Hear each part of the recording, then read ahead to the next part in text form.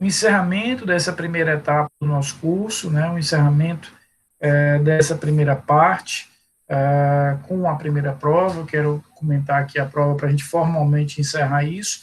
A partir da semana que vem, né, lembrando que quinta-feira é feriado, a partir da semana que vem, a gente vai retomar nosso estudo regular. Eu vou ver semana que vem os últimos procedimentos que estão faltando, procedimento dos tribunais e procedimento da lei de tóxicos. Passada a Semana Santa, a gente volta já a entrar na última grande parte do nosso conteúdo, onde nós vamos ver nulidades, decisões e recursos. Né? São as 3 unidades que nós vamos avançar depois da Semana Santa. Antes mesmo de fazer os comentários, Márcio, seja bem-vindo também. Antes mesmo de fazer aqui os comentários da prova, eu queria fazer um esclarecimento, porque não sei se vocês repararam, eu divulguei ontem para vocês o gabarito, e eu anulei o item 6. O item 6 do falso e verdadeiro, eu realmente acho que eu fui muito infeliz na redação, né? Veja aqui o que diz o item 6. A capacidade do juiz de produzir prova, muitas vezes de ofício, é quase irrestrita e decorre do princípio da busca pela verdade real. Eu achei que eu não tinha sido feliz nessa redação e que vocês poderiam interpretar de 2 formas.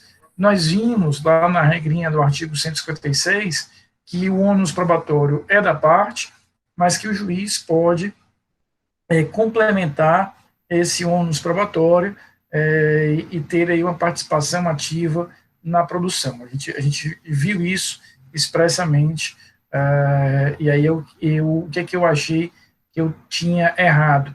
Porque você pode interpretar isso de 2 formas. Na hora que eu digo aqui quase restrita, você pode interpretar que é falso, porque o artigo 156, nos 2 incisos, ele vincula em que situações o juiz terá condições de fazer isso, mas você também poderia interpretar que, como ali no artigo 156 você tem uma regra muito subjetiva, né, que ele fala que o juiz pode ter a iniciativa de produzir prova quando faltar, quando tiver uma dúvida sobre ponto relevante, ou quando ele quiser esclarecer um aspecto relevante, eu achava que vocês poderiam interpretar de 2 formas, ou seja, de qualquer maneira existe uma limitação na lei, mas é uma limitação muito subjetiva, então esse quase restrita confundiu vocês. Então, como o erro foi meu, não acho justo vocês serem penalizados por isso, daí porque eu aceitei tanto a resposta verdadeira quanto a resposta falsa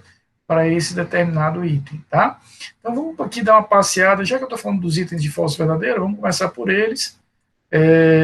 O item 1, ele fala, a revelia penal será possível quando a citação for pessoal ou hora certa, o réu não apresentar defesa e vai impor no julgamento antecipado da lei de penal.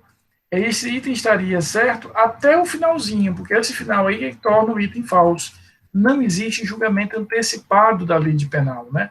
Mesmo que eu reconheça a revelia, no meio defensor, segue o baile, segue o jogo, sem nenhum tipo de obstáculo em relação a isso, né? Segundo item, a citação por edital pode ser utilizada mesmo que o domicílio do réu seja conhecido, caso o réu tenha indicado o interesse de assim ser citado quando ouvido do inquérito. Não tem pé nem cabeça, né, esse item. Não, O senhor já resolveu a primeira e a segunda questão? não, Tícia, eu comecei aqui pelo falso verdadeiro, tá? Depois eu vou para as subjetivas. Então é um item completamente equivocado. Na verdade, a regra é sempre a citação pessoal. Eu só parto para a citação por edital quando ele estiver em local incerto e não sabido. Francisco, seja bem-vindo. Luísa, Maísa, Rômulo, não tinha falado com vocês ainda. Sejam bem-vindos, queridos. O próximo, a interceptação telefônica sempre será determinada por ordem judicial e somente poderá ser utilizada nas investigações de crimes punidos com reclusão. É verdadeiro, né? A lei de forma expressa, mostrei para vocês, trata disso. Item 4, a testemunha que preste o compromisso legal de falar a verdade tem força de prova enquanto os declarantes têm suas palavras apenas força indiciária. Também vimos isso, a testemunha, ao prestar o compromisso, ela traz para si um peso maior, que é a ideia de que aquilo ali vale como prova, valerá como prova, eu vou adotar aquilo ali como um elemento probatório. Né? Então, a gente vai ter essa possibilidade, sim, de reconhecimento.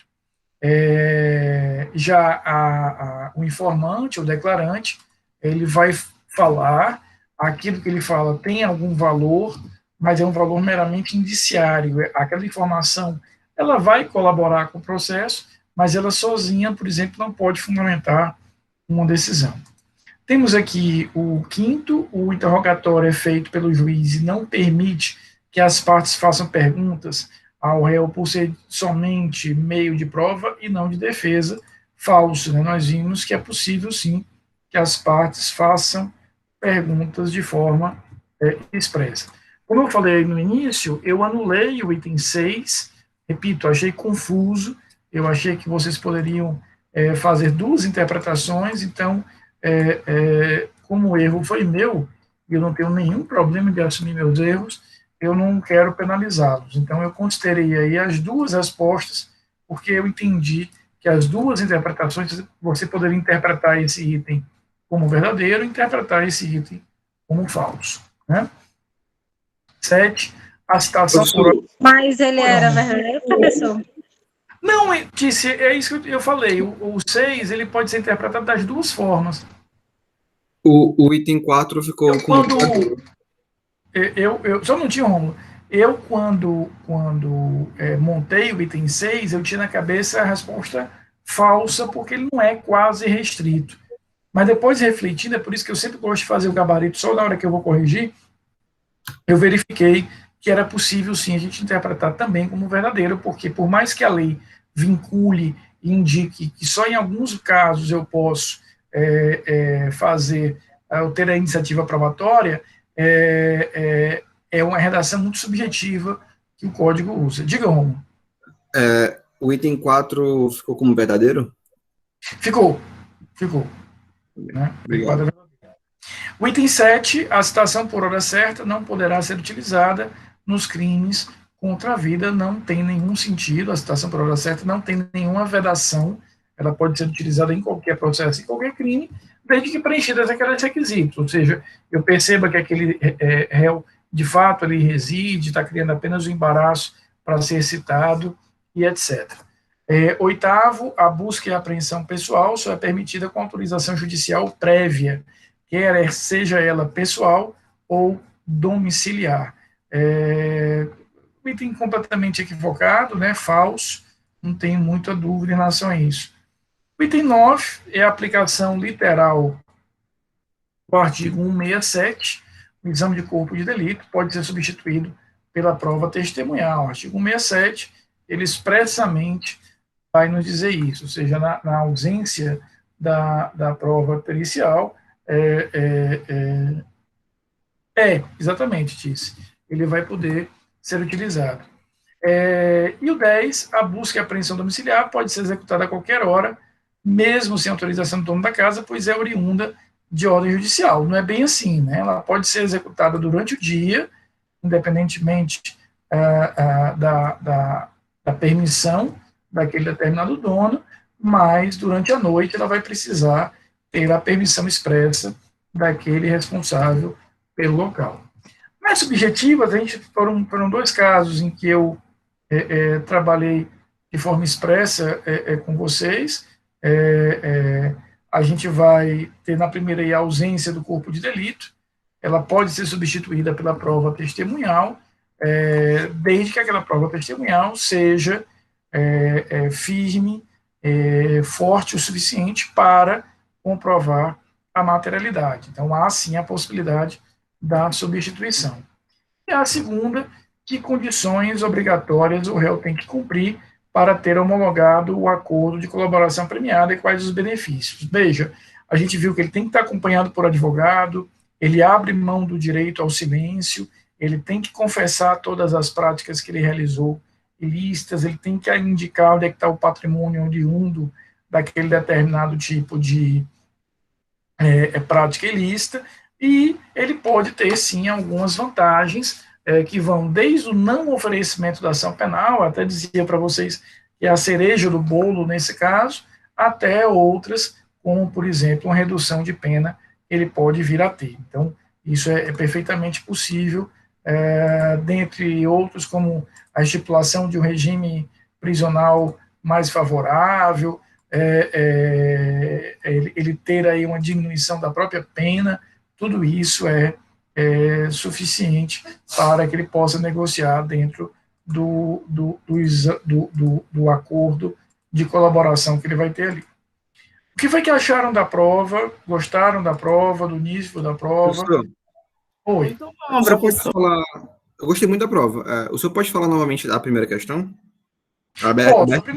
A primeira questão, Romulo, é a aplicação do artigo 167. Né? O artigo 167, ele diz que na falta do exame de corpo de delito, será possível, sim, que a gente aplique a prova testemunhal como substituta, né, da prova pericial.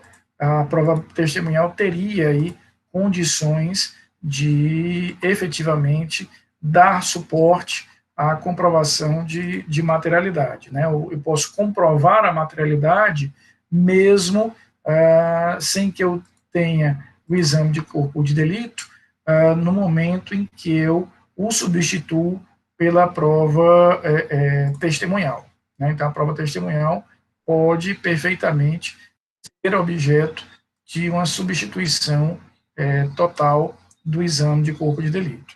Tá? Eu não tenho como fazer o exame de corpo de delito. Beleza, isso não impede que eu ofereça ação penal, porque eu posso reunir aquela comprovação de materialidade através de um outro meio de prova, que é a prova testemunhal. Claro, eu vou ter que verificar no caso concreto se aquela prova testemunhal é ou não uma prova segura o suficiente para que eu possa dar comprovação de materialidade adequada. Tá? Eu vou voltar a falar disso nas próximas aulas, mas a nossa segunda prova vai ser diferente. A nossa segunda prova, ela vai seguir um modelo padronizado, todas as turmas, elas seguirão esse modelo, serão 20 questões de múltipla escolha. Não sou eu que vou fazer, eu já vou receber a prova pronta, apenas colocá-la no AVA. Então, o que eu pensei para essa nossa segunda etapa? A matéria da segunda prova já está definida, é a matéria da primeira mais procedimentos. Eu já combinei isso com os outros professores de Processo Penal 2. Então, nós vamos avançar, e quando nós chegarmos perto da prova, Letícia, Leila e todos os demais, eu vou usar 2 aulas para a gente fazer uma espécie de revisão, com algumas questões de múltipla escolha. Eu quero que vocês cheguem muito bem nessa segunda prova, até para eu ter a vaidade de dizer que as minhas turmas, Juliana, foram as que tiraram melhores médias nessa prova. Né? Então, não é uma prova que eu elaborarei, é uma prova que a universidade vai me entregar pronta, mas eu quero treiná-los para que a gente chegue bem afiado aí nessa segunda prova. Na terceira e última prova, lá no final do semestre, em junho, aí eu volto a ter a possibilidade de eu mesmo realizar a prova, a gente volta para um padrão como esse da primeira prova que nós tivemos agora. Tá bom? Então, a segunda prova será diferente, mas é por isso que eu dei uma acelerada no nosso conteúdo, para que a gente pudesse chegar aí com um fôlegozinho e com reserva técnica de algumas aulas, para poder nos prepararmos bem para essa segunda prova. Eu vou divulgar para vocês de exercícios previamente, e a gente vai ter uma aula só para resolver essa bateria de exercícios. Tá? Na próxima quinta-feira, vocês sabem, é feriado, a data magna, do Ceará.